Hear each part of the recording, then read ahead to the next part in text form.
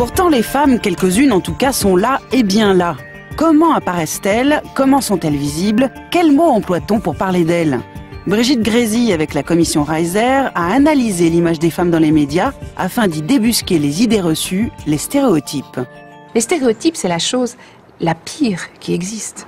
C'est le non-dit, c'est ce qui se glisse dans l'interstice, c'est ce que seule une analyse de signes peut débusquer. Et c'est ce qui fait le plus de mal, parce que ça invite à la répétition de schémas ancestraux. Invisibles au premier coup d'œil, décryptons les mots. Comment les femmes sont-elles nommées? Tiens, Ségolène et Martine ont perdu leur nom de famille. Monsieur le directeur reste monsieur le directeur, mais Rachida Dati devient le joyau du gouvernement. Les femmes sont-elles présentées avec leurs fonctions ou évoquées comme de simples figurantes? Sont-elles là comme témoins, expertes, victimes? Une équipe de chercheuses en sémiolinguistique a analysé pendant toute la journée du 15 mai 2008 la radio, la presse, la publicité et les journaux télévisés.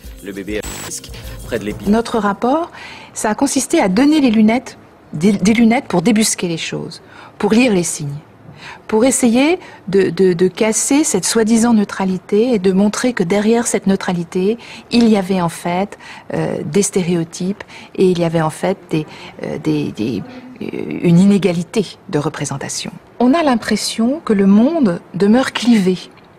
Clivé entre les hommes qui appartiennent au monde des acteurs, de ceux qui ont prise sur le monde. Chaque fois, dans les nouvelles, chaque fois qu'il y a une pointe d'humour, une pointe de distance, un jugement d'autorité, une vision surplombante du monde en quelque sorte, eh bien on trouve un homme. C'est une grande énigme. Il y a un mécontentement qui est en train de monter, on le sent très bien. Et c'est là qu'il y a problème. Aucun personnel non qualifié aujourd'hui. C'est le premier semestre qui a été fortement révisé à la hausse. Les dégâts n'affectent que la surface du barrage. Il y a des fissures.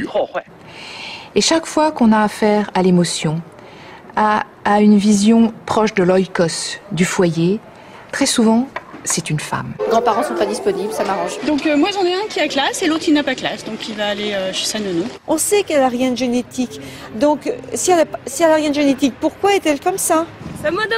Regardez, on n'a plus rien. Jusqu'au bout, elles avaient gardé l'espoir de la retrouver vivante. Très remarquée aujourd'hui à Cannes, la belle Angelina Jolie, très enceinte. Le danger, il est encore plus grave. C'est que cette dichotomie homme-femme est masquée. C'est-à-dire que les femmes sont présentées non plus comme avant, comme les femmes au foyer, mais sont présentées comme les petites reines du système D. Celles qui font tout. Mais qui font tout comme par magie, comme par miracle.